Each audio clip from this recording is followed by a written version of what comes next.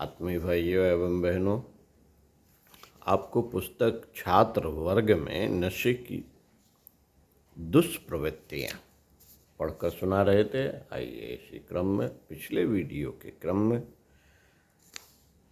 सुनते हैं पुस्तक के पृष्ठ 8 से।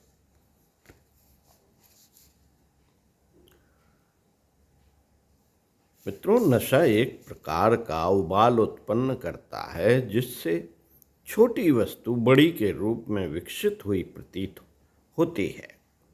दूध उबलने पर वह पतीली की तली में से उछलकर ऊपर की सतह तक आ जाता है। इतना ही नहीं, कई बार तो वह बर्तन में समाता तक नहीं और बाहर निकलकर फैलने, चूल्हे में गिरने तक लगता है।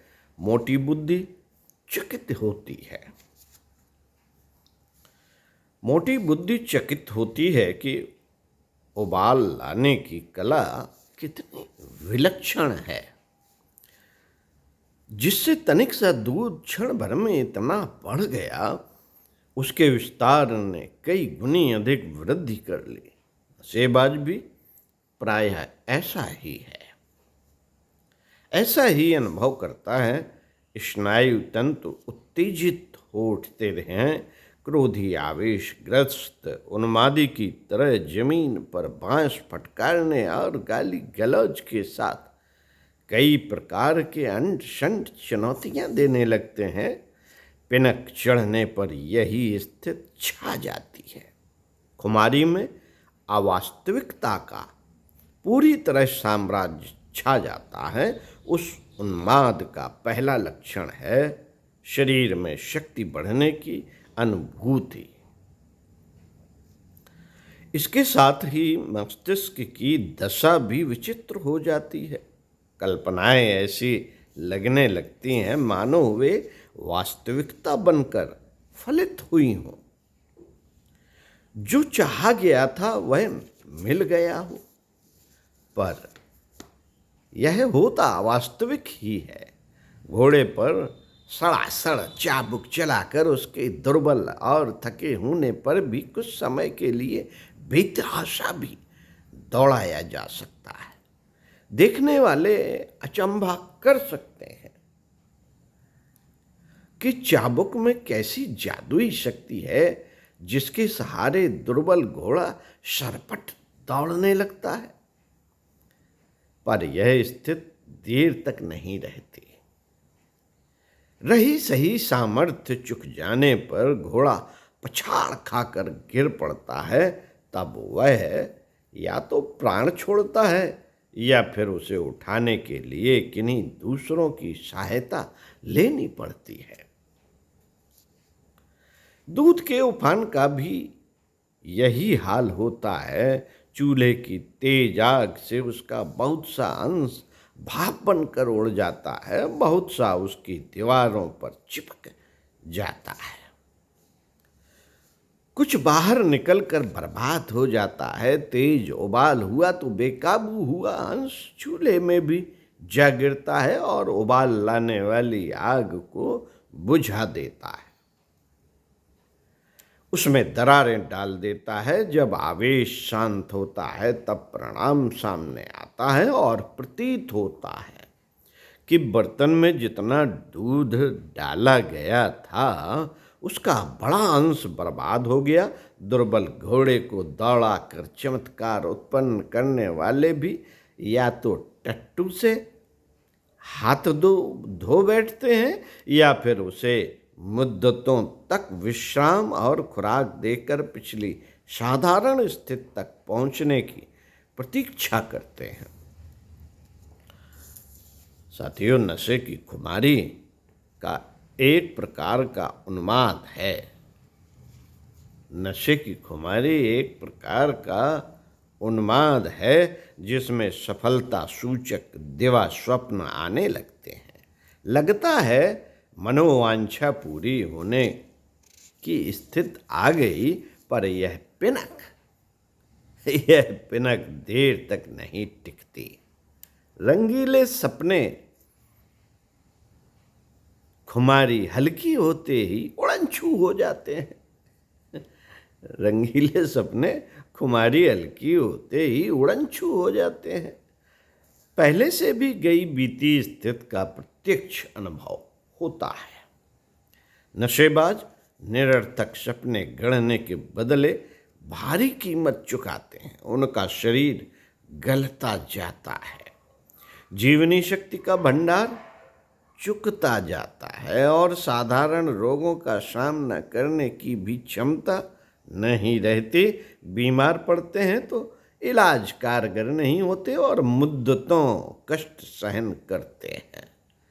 बीमारी लंबी पड़ जाए तो समझना चाहिए कि अब बिस्तर से उठकर मरघट में ही लेटने का स्थान मिलेगा। साथियों, खुमारी का मस्तिष्क पर असाधारण दबाव पड़ता है। वह मूढ़ता और जड़ता पकड़ने लगता है, स्वभाव में अप्रामाणिकता भर जाती है, आचरण बेतुके बेढंगे होने लगते हैं। ऐसी दशा में कोई विश्वास पात्र नहीं रह सकता। उपेक्षित तिरस्कृत व्यक्ति दूसरों के सहयोग से वंचित होता जाता है। उसका गला नीरसता और उपेक्षा ही दबोचती रहती है। साथियों, नशेबाजी का घातक दौर। नशीले पदार्थों में से किसी में भी ऐसी विशेषता नहीं कि सेवनकर्ता के लिए किसी भी दृष्टि से लाभप्रद या आनंददायक सिद्ध होता हो। दूसरों की देखा देखी उठती उम्र में कई इसे एक शौक समझकर अपना लेते हैं, पर जब वह आदत बन जाती है तो छोड़े नहीं छूटती। नशे क्षणिक उत्तेजना प्रदान करते हैं, वैसे ही जैसे थके घोड़े पर हंटर बरसाने से उसकी चाल तेज होती दिखती है। हंटर में अपनी कोई शक्ति नहीं, उसके आघात से जो छटपटाहट होती है, उसी आवेश को नशे का प्रभाव समझ सकते हैं। यह एक प्रकार का आवेश है जो गहरा होने पर उन्माद की स्थिति तक पहुंच जाता है। सिगरेट, चाय जैसे हल्के नशे तो चाबुक की तरह अपनी देह में थोड़ी उत्तेजना देते रहते हैं, पर शराब जैसी अधिक नशीली चीज उन्माद पैदा करती है। सेवनकर्ता की विचार शक्ति को लड़खड़ा देती है और वह ऐसा आचरण करने लगता है जिसे असामाजिक एवं अनुचित की संज्ञा दी जा सके। नशे की अधिक मात्रा के लिए ललक उठती रहती है, उसकी अभ्यस्त मात्रा कम पड़ने लगती है, उतने से तो आदत भर की पूर्ति होती है। उत्तेजना प्राप्त करने के लिए अधिक मात्रा, अधिक बार लेने की इच्छा उमंगती है। नशे शरीर को सुखाते और बुद्धि को गड़बड़ाते हैं। इस प्रकार इस बेकार मद में इतना धन खर्च हो जाता है जिससे परिवार के आवश्यक काम रुक सकते हैं। प्रगति के लिए साधन प्राप्त करने की स्थिति नहीं रहती, जिससे बहाने बनाकर कर्ज लेना पड़ता है। उसे चुकाने के लिए सुविधा नहीं बन पड़ती। निर्धनता और ऋणग्रस्तता दोनों ही ऐसी हैं जो मनुष्य का सम्मान गिराती हैं। उसे अप्रामाणिक और अविश्वस्त समझा जाता है। फलतः सहयोग और सम्मान प्राप्त करने के स्रोत अवरुद्ध हो जाते हैं। नशेबाज अपनी मौत जल्दी बुला लेते हैं।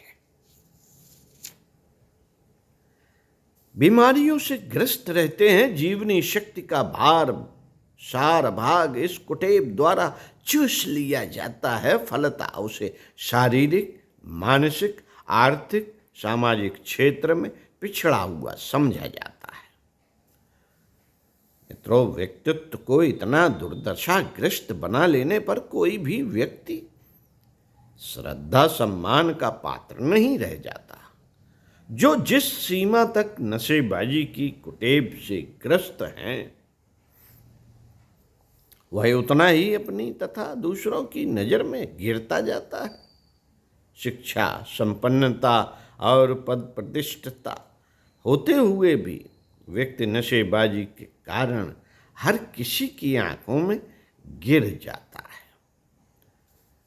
साथियों, दुर्भाग्य इस बात का है कि नशेबाजी की बुराइयां अब पहले की अपेक्षा अधिक अच्छी समझे जाने लगी।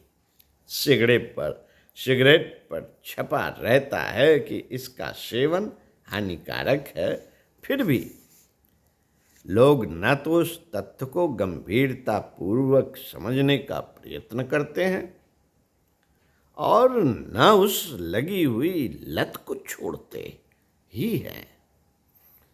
पिछली शताब्दियों में लोगों के शरीर अपेक्षाकृत अधिक जीवनी शक्ति संपन्न थे, इसीलिए वे दबाव को आसानी से सह जाते थे। चिलम, तंबाकू, हुक्का पीते हुए भी किसी प्रकार गाड़ी खींचते जाते थे और बीमार नहीं पड़ते थे। किंतु अब लोगों ने अपने शरीर खोखले बना लिए। उनमें इतनी क्षमता नहीं रही कि इन विषयों को पचा सके। उनकी प्रतिक्रिया कुछ ही समय दिख पड़ती है और प्रतीत होता है कि मनुष्य जर्जर दीनहीन हो चला। कहने को अपना समय शिक्षितों और समझदारों की बहुलता का माना जाता है, पर जब यह दिख पड़ता है कि छोटों की अपेक्षा बड़ों में यह कुटेव अधिक मात्रा में अधिक तेजी से फैल रही है, तब प्रतीत होता है कि हम प्रगति की ऊंचाई में उठने की अपेक्षा अवनति के गर्त में गिरते चले जा रहे हैं। ओम शांति। सुनते रहिए इसी पुस्तक से। अगले वीडियो में आपको पढ़कर सुनाएंगे पृष्ठ 18 से। ओम शांति।